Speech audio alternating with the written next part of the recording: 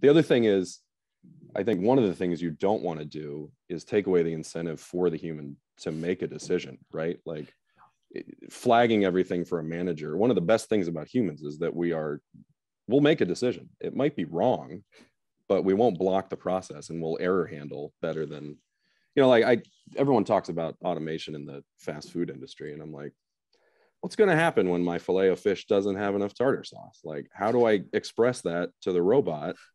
They're not going to understand me. I'm going to need a human. Yeah, it's actually has anyone been to those spice shops in Boston? No. So it's this restaurant that is automated, almost entirely automated, where they've kind of got these pots in the back that stir and cook, and they sort of toss a bowl of stuff in there.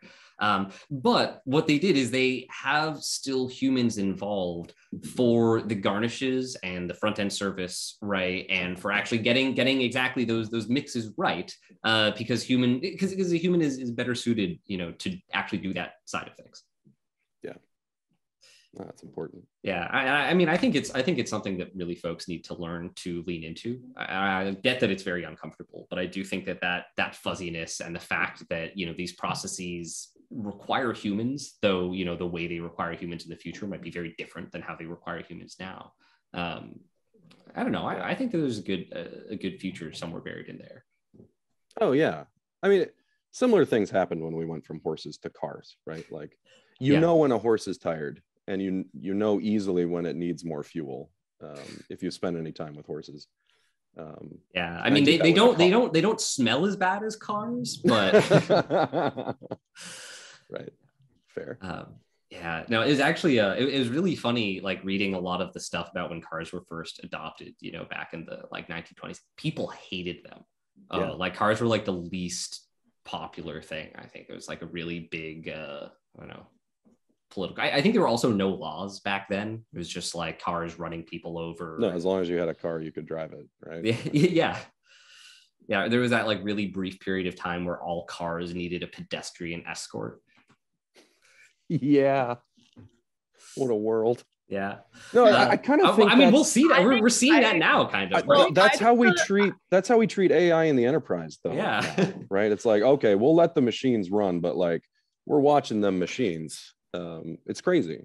But also it's like we're gonna like verify every single thing that the machine is doing, right? So like this is like a thing that comes up too, like, and it's like more on like the business side as well, right? It's well, how accurate is it? Like you hear that all the time, right? And it's like it's not actually about how accurate the model is, it's about what the model is doing for you, right? Like how is the model like enabling you or augmenting like the time that it takes, right? And how do you actually get comfortable in the fact that like you don't need the model to do everything, right? Like you're there to like take everything through the last mile, which is like where your time should be spent as a human. And I think that's also the shift, right? Is like, yeah, accuracy, cool, but like, do you really care about that? Or do you care about like speed or like pace of process and spending your time where it's most valuable? No one actually cares about accuracy. They just don't know it.